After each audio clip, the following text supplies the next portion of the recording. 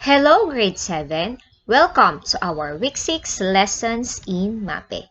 Here are the topics. For music, we have the music and song performance practice. For arts, the localization of art crafts of Mimaropa and Visayas artwork. PE, the basic skills in table tennis. And for health, we have preventing and controlling eating disorder. Let us start with music, the music and song performance practice. In this module, you will be able to see the relationships of culture and music within the Cordillera, Mindoro, Palawan, and the Visayas, as well as you will learn how to appreciate the richness of indigenous music in the Philippines through the activities which will also develop your musical skills. In here, you will practice and apply all their knowledge in the music of Cordillera, Mindoro, Palawan, and the Visayas, that you will also use a localized musical instrument to become their accompaniment. For your music activity, which is entitled a song practice with accompaniment, here are the directions. Choose any song from Cordillera, Mindoro, Palawan, and the Visayas. Listen and study the flow of music that you choose. Next, practice the music with accompaniment using the different materials that can be found at home. Then, while you are practicing, do not forget to shoot a video and record it, and then just send it on my FB Messenger. This time, I will show you 4 videos, then just select one video for you to perform. Let us start with the Sali Dumay from Cordillera.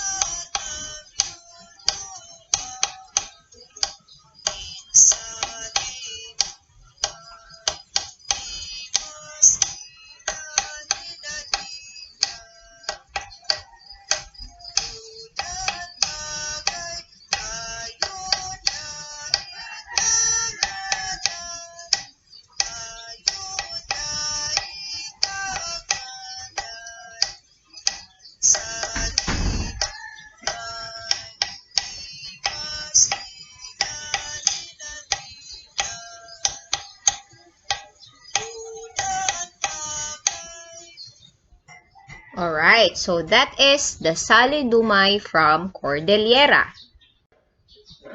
Next, let's have the Ambahan from Mindoro. Ang ambahan ay isang tula or katutubong awit ng isang tribong Mangyan. Ito ay may sugat at tugma. Tapos, ito ay binibilang ng 7 pante bawat linya. Halimbawa ng ambahan, kang kalutang balante, numayat di pasagi, tunog mag-atuway de, nuod mayat di pasagi, tunog mag-ibagway de. Ang isang ambahan ay malalim ang kahulugan nito. Hindi ito ang mga salitang ginagamit dito ay yung pagkaraniwang salita na ginagamit sa pang-araw-araw. Kahit yung mga mangyayari ngayon sa bagong generasyon, hindi namin maiintindihan yung isang ambahan dahil ito ay napakalalim ang kahulugan nito. Mga matatanda na rin ang nakakaintindi nito. So, ang ginagawa namin, maraming mga na-document na ambahan, yun na lang ang aming pinapag-aralan.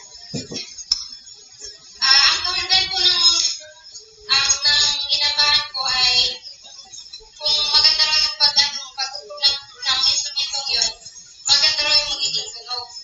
So, pero yung kahulugan nun, hindi lang tungkol dun sa instrumento. Ito ay pwede rin sa pakikisama natin sa kapwa. Kung maganda yung pakikisama mo, maganda rin yung magiging balik sa'yo. Kahit hindi lang sa kapwa-tao, maging sa kalikasan at sa hayop at sa iba. Alright, so that's the Ambahan from Mindoro. Let's have on the third video, Ploning from Palawan.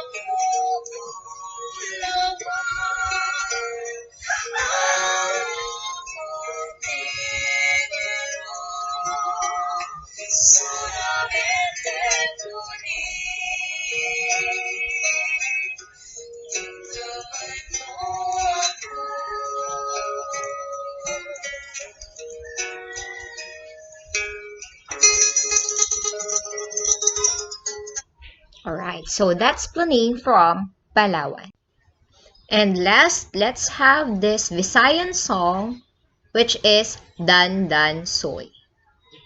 Let us listen.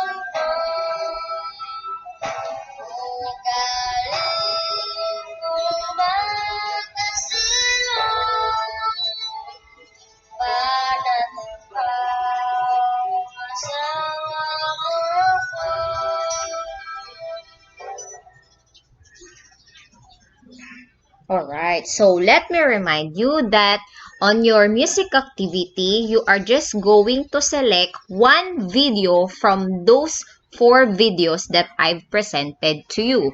And then just shoot a video while you are recording it and then send it on my FB Messenger. Now, let us proceed on arts, the localization of art crafts of Mimaropa and Visayas artwork. Mimaropa is known as the Southern Tagalog region of the Philippines. It is assigned as Region 4B. The term Mimaropa is a blend of the names of its constituent regions Mindoro, Marinduque, Romblon, and Palawan. The Visayas comprehensively share a sea culture with solid Roman Catholic conventions converge with social components through hundreds of years of cooperation and between movements of the most part over the oceans of Visayas, Sibuyan, Camotes, Bohol, and Sulu, and in some disconnected regions converge with old animistic polytheistic impacts. Here are the following example crafts of Mindoro, Marinduque, Romblon, Palawan, and the Visayas. So from Mindoro, they have this Iraya basket. From Mindanao, they have this Morion or Moriones mask. In Romblon, they are famous with their marbles. And in Palawan, they have the Manunggul jar. And last in Visayas, they have this Capiz shells. For your art activity, you will notice that it is already given on last week. So instead of doing the basket and weave, let's just do the Manunggul jar drawing. So here's the direction. You're just going to draw your own Manunggul jar using a band paper or Oslo and any coloring materials that you have at home. So let us watch a video on how you are going to draw a Manunggul jar.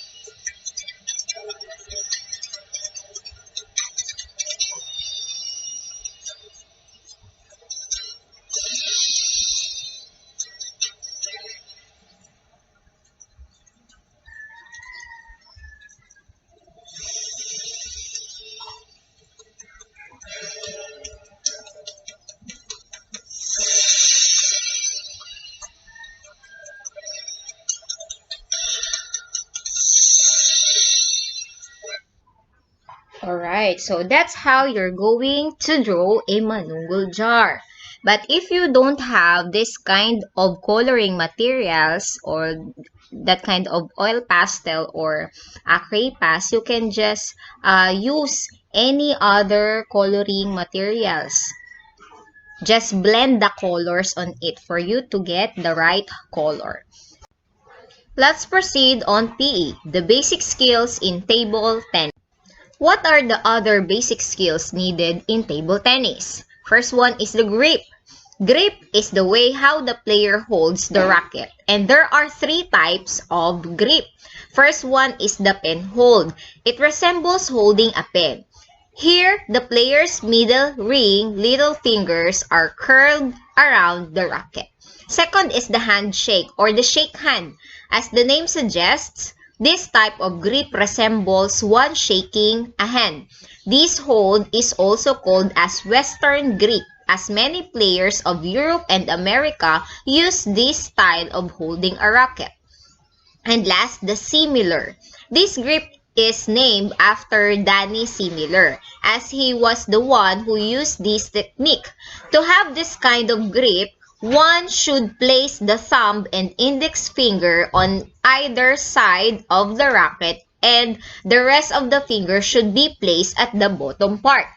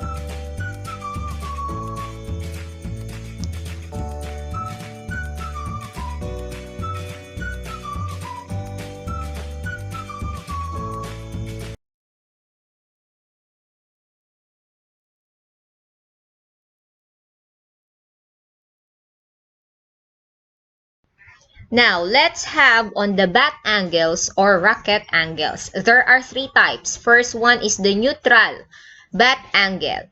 In here, the racket is in vertical position. This is the ready position. From this position, you can perform a backhand or a forehand stroke. Second is the close butt angles.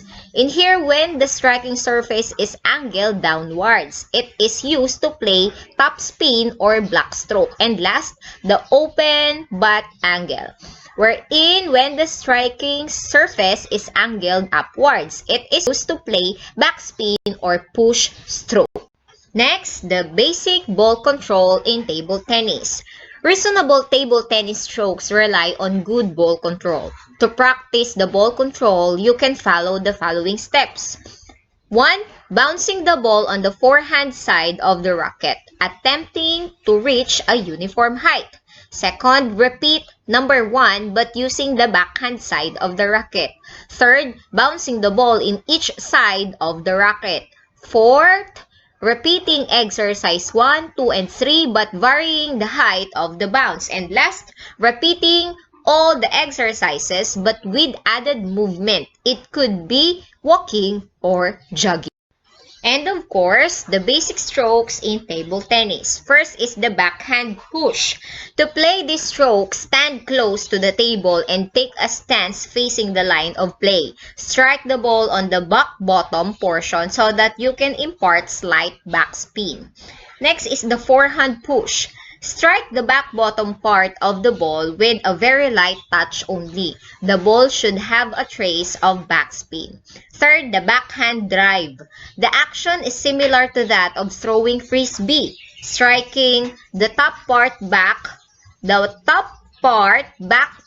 of the ball with unforceful brush. And last, the forehand drive. Strike the top back part of the ball with a forceful brush in an upward direction. Now, let us watch a video of those 4 basic strokes in table tennis.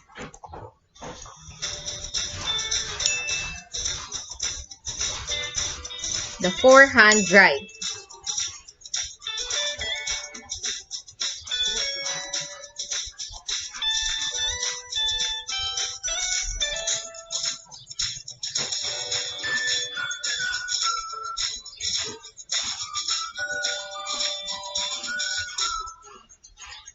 Next, the backhand drive.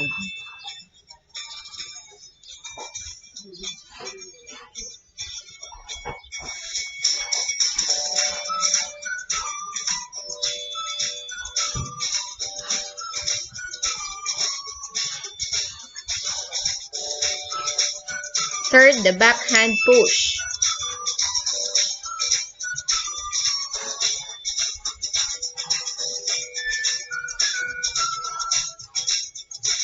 And last, the forehand push.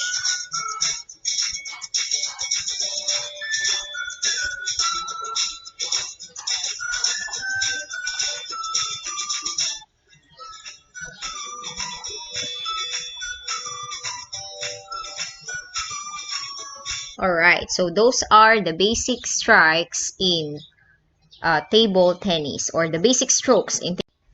For your activity 1 in PE, you're going to perform the exercise given below used for achieving the ball control. So count the times you will hit the ball in 2 minutes for each exercise. Then fill up the table provided. So your exercise number 1 is the forehand side. Do it while you are in standing position and then count how many times you hit the ball in 2 minutes. Next exercise, or exercise number 2, is the backhand side. Do it while you are standing also. Then count how many times you hit it in 2 minutes. Third is the alternate sides. After the forehand, and then go to backhand. Forehand, backhand, forehand, backhand. And then do it while you are standing. Next, fourth is you are going again the forehand side. But this time, you are in added movement, or you need to do this kind of exercise while you are walking.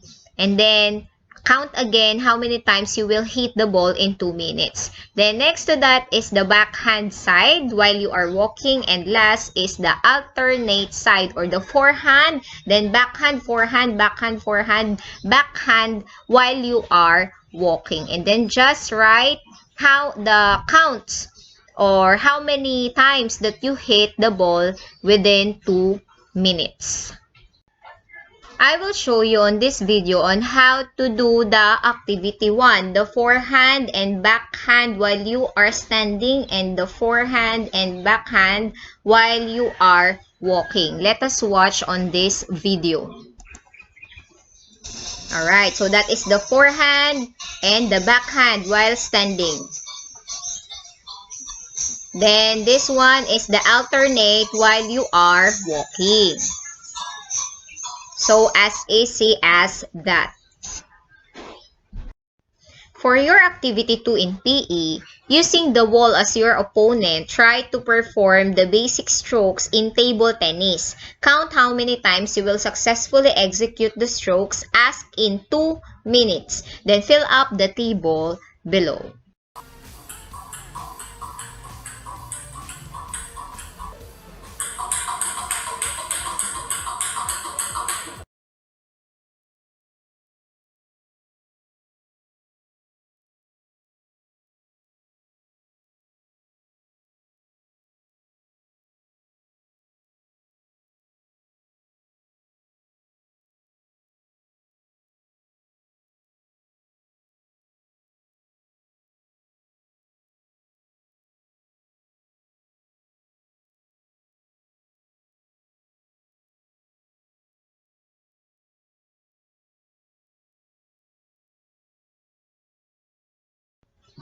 Let's have now in health, preventing and controlling eating disorder. Eating disorder refers to an abnormal habit which results to insufficient or excessive food intake. Now, how will you recognize an eating disorders? First, it have negative body image. Next to that is it have a low self-esteem. Third, moody. Fourth, may be depressed. Fifth, feel inadequate. And last, it has a difficulty in social situation. What are the different types of eating disorder? First one is the anorexia nervosa. This one is an eating disorder wherein the individuals starve themselves, leading them to a far below the healthy weight. Next is bulimia or the bulimia nervosa. It is a frequent eating of very large amounts of food followed by purging, such as self-induced vomiting to undo the effects of stuff eating. And last is the binge eating disorder. In here, it is also called as an compulsive overeating, in which a person eats huge amounts of food without control. Now, how can you help a person with eating disorders? First, familiarize yourself with eating disorders by knowing facts against myths.